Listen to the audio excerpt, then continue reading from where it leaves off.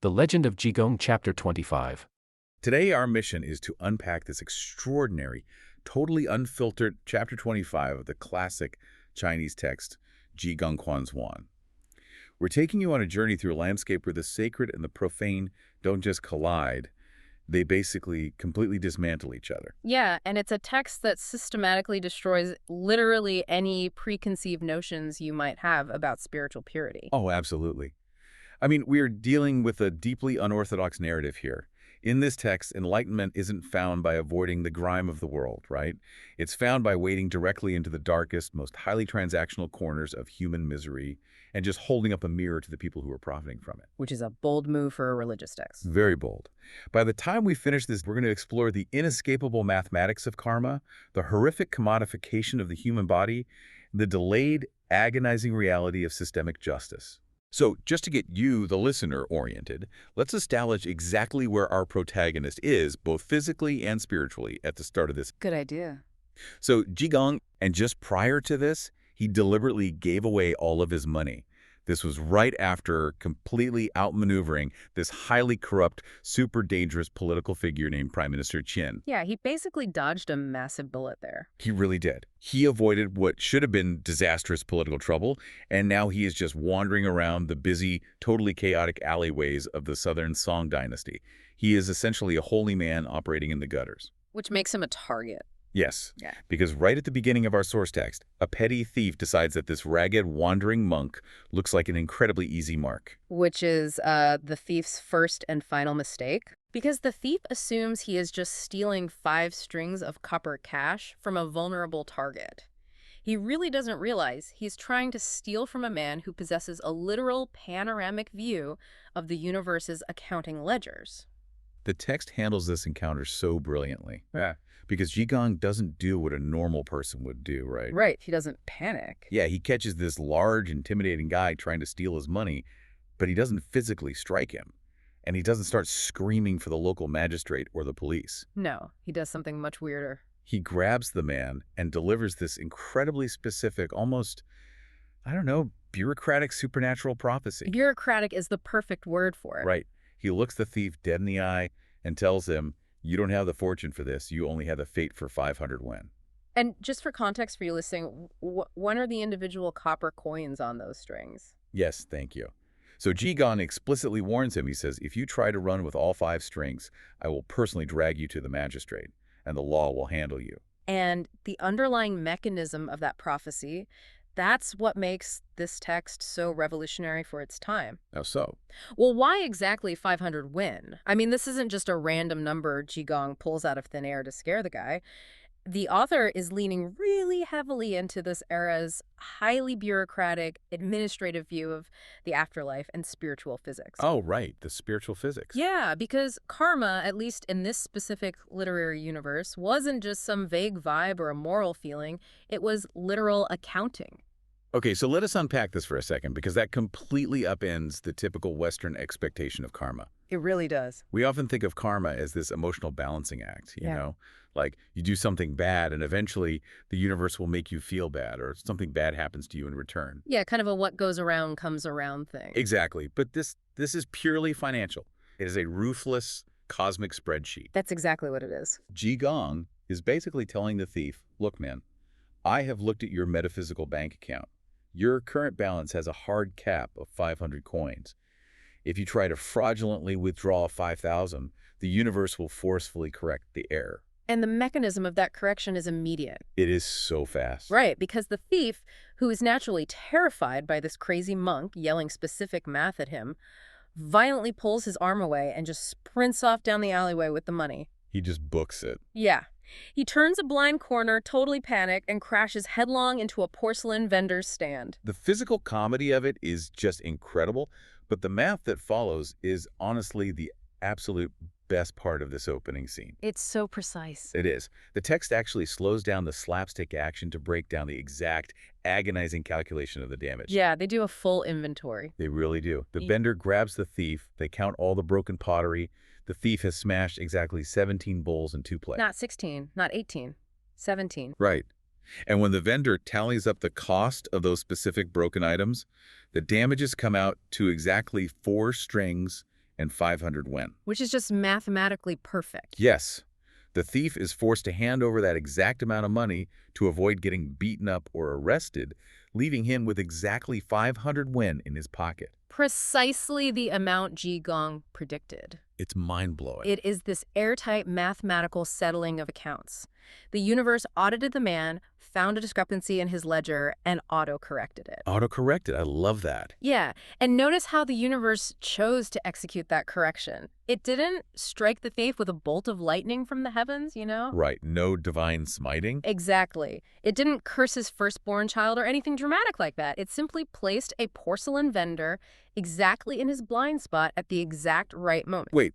Okay, I need to push back on this a little bit, though. Sure, go for it. Because if the universe just naturally balances the ledger, why does Jigong actively trigger the chase in the first place? I see where you're going. Right. By grabbing the thief and yelling at him, Jigong creates the panic that causes the crash. Isn't he actively interfering with the karma rather than just passively observing it? I mean, how is that an equal application of the cosmic ledger? That is a brilliant catch, and honestly, it cuts to the very core of Jigong's role in the spiritual ecosystem. Okay, lay it on me. So, Jigong isn't interfering with the karma. He is the necessary catalyst for it to manifest in the physical realm. A catalyst, okay. Right. The text posits that human free will and cosmic determinism are constantly interacting. The thief chose to steal. That was his own free will. Nobody forced him to grab the money. Exactly. And Jigong, acting as an agent of the divine, provided the warning.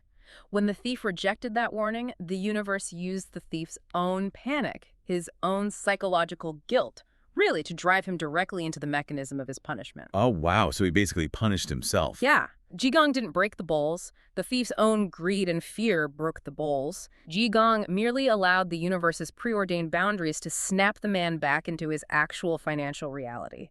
That completely reframes the entire sequence for me. He is not a punisher.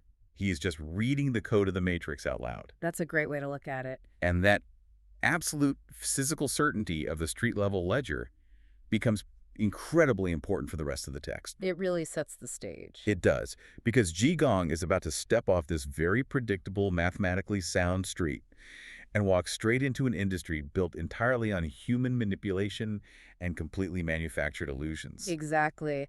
And that transition from the street to the brothel begins when Jigong casually runs into two familiar faces, Zhao Wenwei and Su Beishan. Right. And these two guys, they represent the absolute upper echelons of society. Oh yeah, they are the elite. They're extremely wealthy, highly educated, aristocratic patrons. And when we meet them, they are currently pacing the streets, just worried sick, because the rumor mill told them Jigong got locked up by that ruthless Prime Minister Qin. They think he's doomed. Yeah. So when they see him wandering around totally unharmed, they are incredibly relieved. But Jigong just brushes off the entire political ordeal like it was, I don't know, a minor traffic stop. He literally couldn't care less. He basically says, oh, the Prime Minister, yeah, that's done. He couldn't do anything to me. Anyway, I am thirsty. Where are you guys headed? And this casual dismissal of supreme political power is a vital marker of Jigong's philosophical stance. How do you mean? Well, to him, Prime Minister Chen and the petty thief who smashed the porcelain are operating under the exact same cosmic laws. Oh, the ledger applies to everyone. Exactly. Neither of them can cheat the ledger. And because of this, Jigong treats the height of political power and the lowest of street crime with the exact same detached, slightly amused indifference. So Su Bishan explains their current mission to Jigong. He tells him about this really dark rumor circulating through high society. The rumor about the official's daughter? Right. They've heard that the daughter of an official, like a woman of very noble birth, has tragically fallen into the quote-unquote smoke and flowers. Which is the euphemistic, highly poetic term for a brothel. Yes, exactly. So they are heading to Smoke and Flower Alley to investigate if the rumor is true. And Jigong, without missing a single beat, says, "Great, I will come too." Which immediately prompts a severe reaction of discomfort from his wealthy friends. And rightly so. I mean, honestly, I would have the exact same reaction. It's jarring. You have this ascetic, celibate, Buddhist monk who just demonstrated actual divine foresight, and he wants to casually tag along to a luxury brothel. It doesn't compute. Not at all. Zhao Wenwei actually tries to stop him. He points out the massive societal contradiction here. He says, "Master, you are an ascetic. You practice Zen. If you go to a place of absolute vice, won't people laugh at you? Won't it completely ruin your spiritual reputation? Right, and Zhao Wenwei is voicing the very conventional, orthodox view of purity there. The idea that purity is fragile. Exactly. In a lot of spiritual traditions, purity is viewed as something incredibly fragile. It is a state of being that must be aggressively protected by physical and social separation from impurity. You have to build walls around it. Yeah. If you put a pristine monk in a dirty brothel, the conventional logic dictates that the brothel will inevitably taint the monk. But Jigong's defense is what elevates this from a simple story into a really profound theological argument. His specific phrasing is so important here. It is. He uses a highly specific phrase in the source text, Feng Changzu Ji, Yeah, Feng Shangzu Shi. which roughly translates to playing along with the occasion, or acting Oh, yeah. according to the scene. He tells them, essentially, look, don't worry about it. I'm just playing along. And that phrase, playing along with the occasion, is a pretty radical interpretation of Mahayana Buddhism. Radical how? Jigong is basically stating that his internal state of enlightenment is so completely detached from worldly desires that the physical location simply does not matter. The physical space is irrelevant. Exactly. The external world cannot corrupt him because he has zero internal hooks for the corruption to latch onto. Oh, that's a great image. Internal hooks. Right, like whether he is meditating in the grand silent hall of the Lingjin Temple or sitting in a chaotic, loud room surrounded by courtesans and wealthy men, his mind remains completely untouched. To an enlightened being, the temple and the brothel are equally illusory constructs. It is like he is operating within a spiritual Faraday cage. Oh, a Faraday cage, yes. Right. Like the external signals of lust, greed, and transactional desire are constantly firing all around him in a brothel. Huh. But because his internal circuitry has zero worldly attachments, the electrical current literally cannot pass through him. That is a perfect analogy. He can observe the lightning without ever getting shocked. Precisely. And because he is immune to the environment, he can enter it not as a participant, but as a completely objective, uncompromised observer. Which makes him the perfect person to expose the whole thing. Yes. So highly amused by the sheer audacity of this ragged monk, the wealthy patrons basically just shrug and agree to let him tag along. Right, they're just like, all right, man, let's go. Yeah, why not? So the three of them walk together, crossing the threshold from the ordinary streets into Smoke and Flower Alley. And the source text gives us an absolute masterclass in environmental storytelling here. The setting descriptions are incredible. They really are. The author doesn't just say, oh, they arrived at a brothel. They build the architecture of the illusion brick by brick for the reader to see. Because every single physical detail described in this section serves a thematic purpose. None of it is accidental. No, the environment is designed to reinforce the central conflict of the episode, which is the battle between the manufactured illusion of pleasure and the grim reality of the transaction. Right, so they arrive at the second door. On the north side of the alley, there are these high glowing lanterns hanging up. And right on the front door, staring every single patron right in the face, is a couplet. A very telling couplet. Very telling. Now, knowing it's a high-end brothel, you would expect the couplet to be enticing. Right? You'd expect it to be selling the romance. Exactly. You'd expect poetry about endless romance, divine beauty, or eternal pleasure. But the couplet translates to this. First drum beats, passing cups, much beautiful joy. Rooster crows 3 times, people leave, wealth gone, ending in emptiness. Wow. We really have to stop and analyze the pure, unadulterated cynicism of that couplet. It's so bleak. It is. There is a complete lack of deception regarding the ultimate outcome of the patron's visit. The brothel is actively, loudly advertising its transactional reality before you even step foot inside. It is staggering irony. It literally tells you, look, you will have fun for a few hours, and then the sun will come up and you will leave with empty pockets. They're not hiding it at all. It is exactly like a Las Vegas casino putting a massive, flashing neon sign right above the main entrance that says, the house always wins and you will leave broke. Which no casino would ever do. Right. Why would any business advertise its own parasitic nature? And honestly, more importantly, why do the patrons read that and still walk inside? Well, because the brothel operators understand human psychology flawlessly. Okay, unpack that. They know that the illusion of the first drumbeat, the immediate gratification, the alcohol, the music, the female attention, is so overwhelmingly powerful that patrons willingly ignore the absolute inevitability of the rooster crowing. They just choose to ignore the warning. Yeah, and it ties right back to the thief we discussed at the very beginning of the text. Oh, the guy who tried to beat the ledger. Exactly. People constantly, desperately try to defy the ledger. They read the sign and think, yes, wealth is gone for other men, but tonight I am the exception. Oh, wow. Right. And the Brothel's poems serve as an open acknowledgement of the fleeting, hollow nature of the encounters inside. They are telling you it's fake, which ironically kind of absolves them of the guilt of deceiving you. It is so twisted. They're like, hey, we warned you. Exactly. We warned you. So they walk past that warning label of an entrance, and they hit a spirit wall. And spirit walls are very common in traditional Chinese architecture. Right. It's a screen placed just inside the entrance, and it's meant to block malevolent, straight traveling spirits from entering the courtyard. Yes. But painted on this specific spirit wall is another poem, and it reads, "Lower realm immortals don't exist in the upper realm. Lowly people need noble people to support them. The orchid room welcomes new guests every night, changing husbands as the stars shift."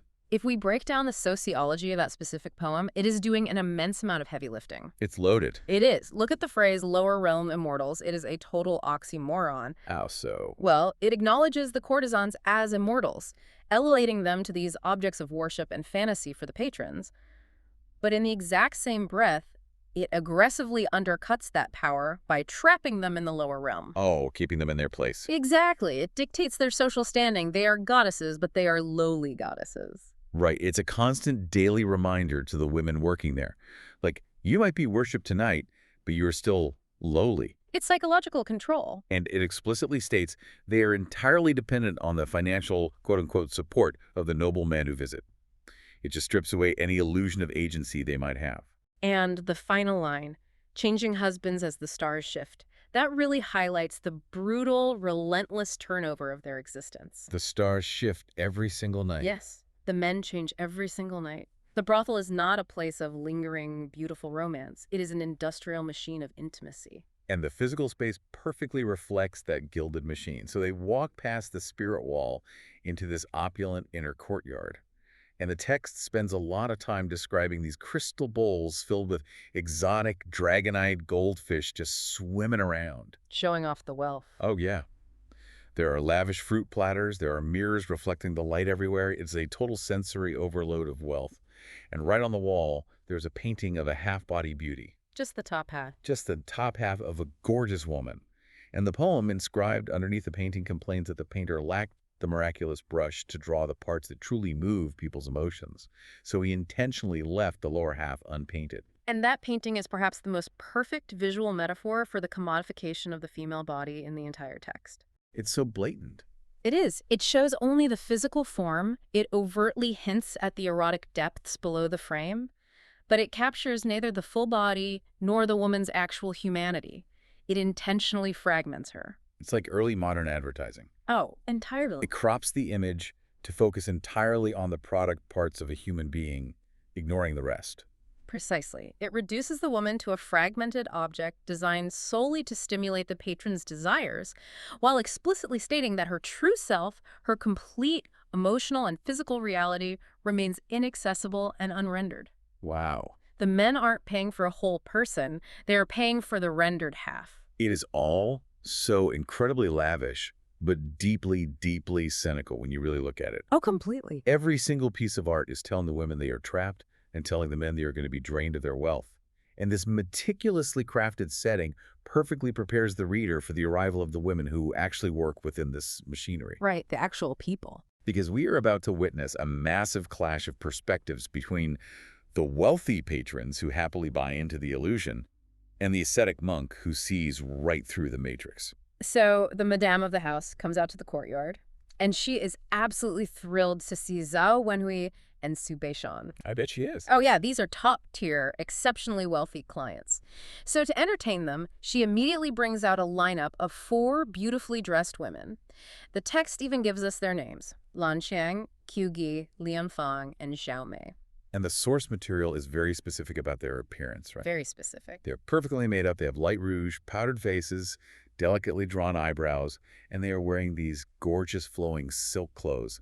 They are the absolute pinnacle of manufactured beauty. The ideal product for this environment. Right. And when these 4 women walk into the courtyard, What is their immediate reaction? They look at the seating arrangement. They see this ragged, dirty, poor monk sitting casually with two famous aristocrats, and they literally cover their mouths and laugh at him. Which is such a fascinating sociological moment. Really? Why? Because these women are participating in and enforcing the exact hierarchy that the brothel operates on. Oh, I see. Right. In this environment, extreme wealth is respected and worshipped, while poverty is mocked and discarded. They are laughing at Jigong because he physically represents everything this establishment despises, a total lack of capital. That is so sad, though. It is, because they don't realize they are laughing at the single person in the room who truly understands the horrific reality of their situation. Wow. So Sube-shan looked at the lineup of the four women. Now, he's a connoisseur of this world. He frequents the smoke and flowers all the time. He's a regular. Yeah. So he gives them a lukewarm, almost bored review. He just looks at them and basically says, they're okay. Very dismissive. But Jigong, here's where it gets really interesting. Jigong doesn't just review them. He delivers a devastating apocalyptic critique of the entire enterprise right to their faces. He holds absolutely nothing back. He looks at his wealthy friends and says, and I am quoting the text directly here, "You think these people are good. To me, these lotus-white faces are nothing but flesh-covered skeletons, and their beautiful red makeup is nothing but sharp swords that kill." It's such intense imagery. Flesh-covered skeletons. Sharp swords that kill. He's looking at four of the most beautiful, carefully curated women in the entire capital city, and he is seeing the Grim Reaper. Literally. I really want to dive into the mechanism of how he sees them this way, because he isn't just trying to be insulting or edgy, right? No, not at all. This imagery is deeply rooted in very specific Buddhist meditative practices. Like what? Specifically, Asubha meditation, which is the meditation on the foulness or unattractiveness of the body. Oh, I've heard of this. Yeah, monks were historically taught to actually meditate on corpses. They would visualize the 9 stages of decay of the human body. You know, the bloating, the rotting of flesh, the exposure of bone, the scattering of skeletal remains. It sounds incredibly morbid to a modern listener. Well, it is morbid by design. Right. The theological purpose was to completely extinguish lust and material attachment by forcing the mind to recognize that physical beauty is just a temporary, rapidly decaying facade. We are all, quite literally, skeletons temporarily covered in flesh that will eventually rot. That's intense. So when Jigong calls them flesh-covered skeletons, he isn't insulting their specific facial features or their makeup skills. He's not saying they're ugly. Exactly. He is stating an inescapable biological and spiritual fact. He is verbally forcing the wealthy patrons to undergo this meditation with him. He is violently stripping away the romantic illusion that the brothel sells, reducing the entire transaction from buying beauty to renting decaying matter. Renting decaying matter. God, that is so bleak, but so effective. And he doesn't stop with just a verbal critique either. No, he writes it down. Right. He grabs a pen and writes a 7-character poem right there on the table. And this poem is just brutal. It dissects the entire industry. Let's look at the first line. Let's do it. He writes, 1,000 men pillow on jade wrists. 10,000 guests taste red lips. And with that first line, he immediately strips away the brothel's most vital illusion, the illusion of exclusivity. Right. Everyone wants to feel special. Exactly. Every single patron who walks into that courtyard wants to feel special. They want to feel that the romance is genuine and unique to them. But Jigong uses numbers, 1,000 men, 10,000 guests, to remind the patrons of the sheer, staggering volume of the trade. The scale of it. Yeah, he highlights the industrial scale of the intimacy being sold. It is a literal factory assembly line of affection. Then he writes the most piercing lines of the whole poem. He says, faked, bashful states, fabricated false hearts, faked tears shed for the coming and going. And this points to a concept that modern sociologists call emotional labor. Oh yeah, emotional labor. Right. The physical act of intimacy is only a fraction of the job for these women. The vastly harder, way more exhausting part of the job is the relentless performance. The acting. Yes. They have to perform desire for men they don't even know. They have to perform a bashful state just to make the men feel dominant and powerful. They have to fabricate a false heart to make the men feel loved. And they have to do it every single night. And they have to shed fake tears to stroke the patron's ego when he finally leaves, so he feels like he'll be missed. Jigong sees that the entire interaction is just an exhausting, repetitive psychological performance. He exposes the entire mechanism. The wealthy men see entertainment. The brothel sells a fantasy of exclusive romance. But Jigong just sees a factory of physical decay and agonizing emotional exhaustion. He completely shatters the illusion. He really does. But here is where the text adds a layer of just dark, dark realism. What happens? Well, Subishan and Zhao Wenhui listen to this apocalyptic critique. They read Jigong's poem about flesh-covered skeletons and fake tears, and they just laugh. You just laugh. Yeah, it amuses them. They treat it as a fun, eccentric performance by their eccentric monk friend. It doesn't deter them from their mission in the slightest. Wow. It totally bounces off them. It really does. They turn right back to the madam and remind her that they aren't actually interested in this standard lineup of women anyway. They are here because of the rumor. They demand to see the new girl, the official's daughter. And this specific demand forces the madame into a very, very tight corner. Because an official's daughter is not standard inventory. Not at all. She has to explain the situation to justify why this new girl is being kept hidden away. And in doing so, the madame pulls back the curtain on the dark, horrific economics operating behind the scenes. She gives us her own backstory and the backstory of the new girl, Yin Chengxiang. And this is the exact moment the excerpt shifts entirely from a philosophical critique of lust into a stark, unforgiving socioeconomic documentary. It really changes tone. It outlines the generational cycle of exploitation that powers the pleasure quarters. Right. So the madam explains the financial logistics of how she even acquired the money to buy Chengxiang in the first place. She tells the patrons, look, in our line of work, once you get old, you're done. There is no pension. You starve. It's a brutal reality. So, to secure her own retirement fund, what did she do? She sold her own biological daughter to a wealthy official known as flower playboy Wang Shengxian to be his concubine. Her own daughter. She received a few hundred taels of silver for her own flesh and blood. And she took 350 of those silver taels and used them to purchase Chengxian. I want to pause on this detail because it is staggering, and it raises an incredibly uncomfortable question about systemic entrapment. Yeah, let's talk about it. The text is forcing us to look at a socioeconomic system so completely devoid of social safety nets for women that a mother's only viable retirement plan is the sexual commodification of her own child. Which totally blurs the line between victim and villain. It does. I mean, I want you listening to really think about this. Is the madame a villain? Absolutely. She is a human trafficker who bought a grieving woman. Unquestionably a villain. But is she also a victim of a patriarchal system where aging means literally starving to death in the street? Right. It is a terrifying survival mechanism. She sacrifices her daughter to the machine and uses the profits to buy someone else's daughter to keep the machine running. It is the ultimate transactional horror. The brothel consumes youth, and when the youth is extracted and the woman is discarded, she must feed new youth into the maw of the machine just to survive her old age. Just to keep eating. Exactly.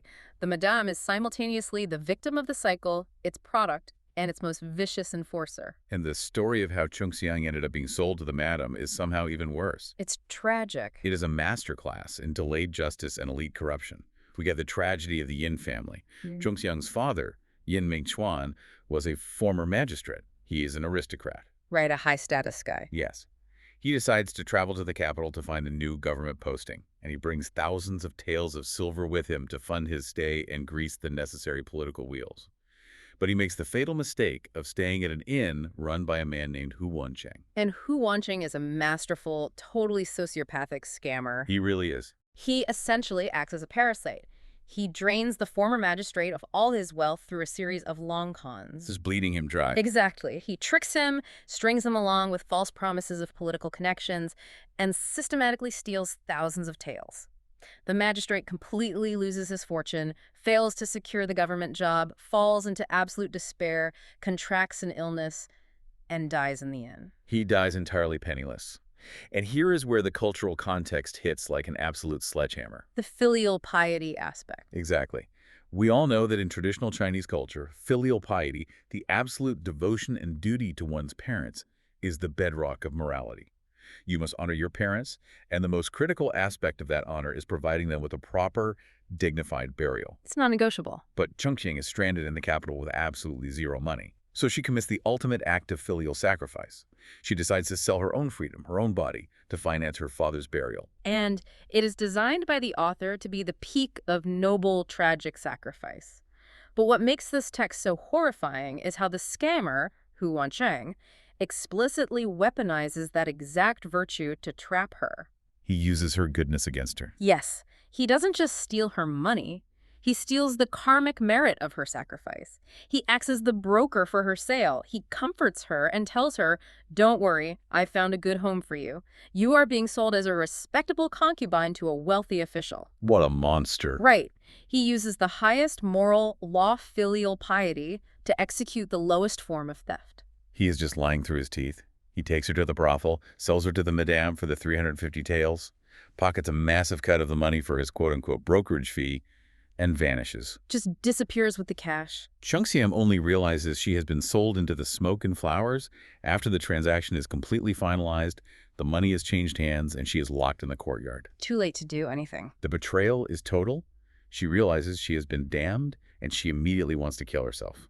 And if we connect this horrific backstory back to the very first segment, the cosmic spreadsheet of karma, the contrast the author is making here is staggering. Wait, how so? Well, earlier, we saw a petty street thug get mathematically instantly punished by the universe, breaking exactly 17 bowls for trying to steal 5 strings of copper coins. Like the instant autocorrection. But here, we see a noble magistrate and his innocent daughter utterly destroyed by an elite scammer who steals thousands of silver taels, and there is no immediate lightning bolt. Oh, wow. There is no porcelain vendor in Hu Wancheng's blind spot to trip him up. That is such a good point. Where is the autocorrection? Where is the immediate karma for a man who destroys an entire family and sells a grieving daughter into a brothel? And this highlights a deep, pervasive anxiety in the text about systemic corruption and the vulnerability of everyone, even the elite, when dealing with immense wealth. So the rules change depending on the crime. Well, the petty thief operates on the street level, and he gets caught by the immediate physical laws of the street.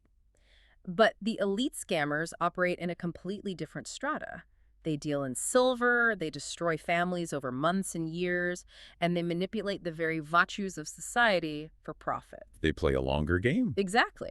The text forces the reader to grapple with the delayed nature of justice when it comes to immense systemic evil. The universe's ledger will eventually balance Hu Wancheng's account, but the collateral damage he causes in the meantime is devastating. That is incredibly dark. So back at the courtyard, the madam tells the patrons that the only way she managed to keep Chungxiang from committing suicide was by making a really cold, calculated financial deal with her. A business arrangement. Yeah. She told Chungxiang, "Look, I just spent 350 taels of silver on you. If you die, my investment is ruined and I starve. Just stay alive, stay in your room, avoid the standard clients, and wait.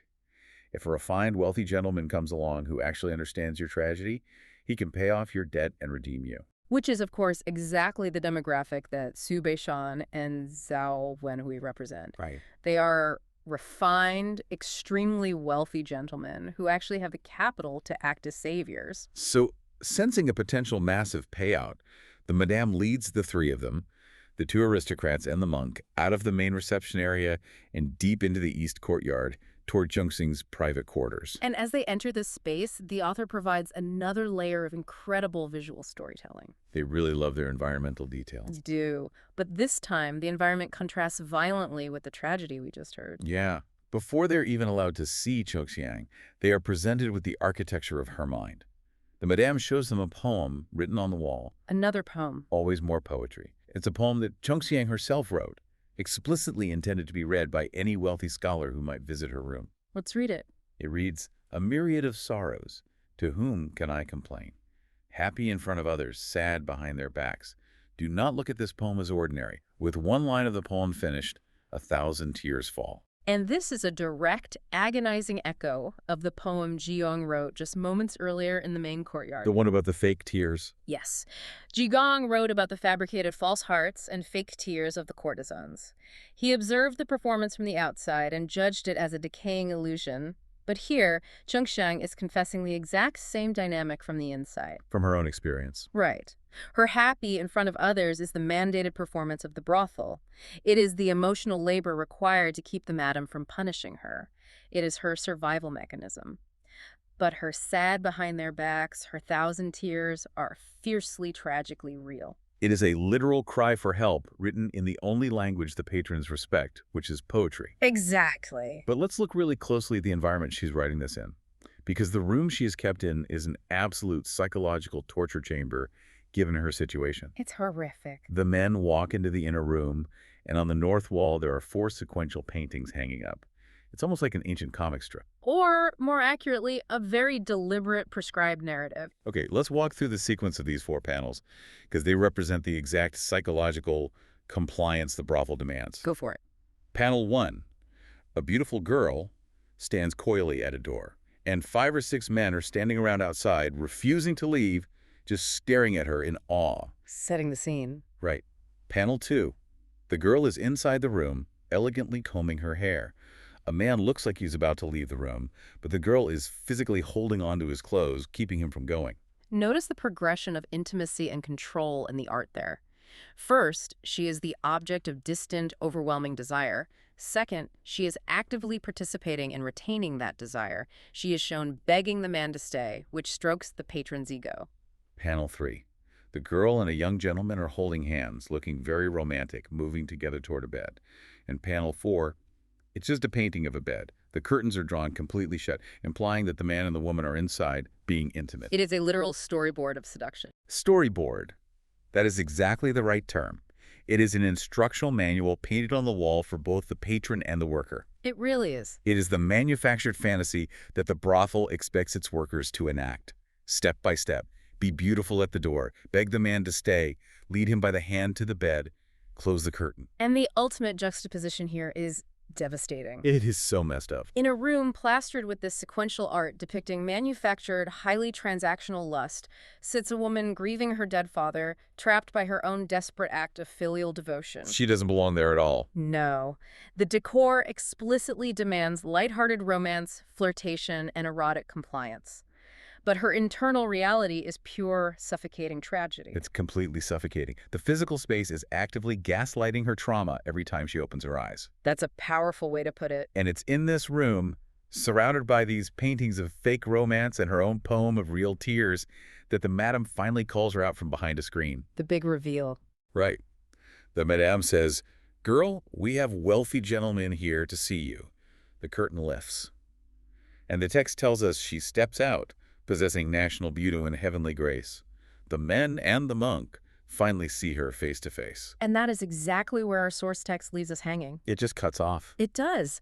The author suspends the narrative at the exact moment the aesthetic illusion of the brothel collides with the harsh, tragic reality of the individual.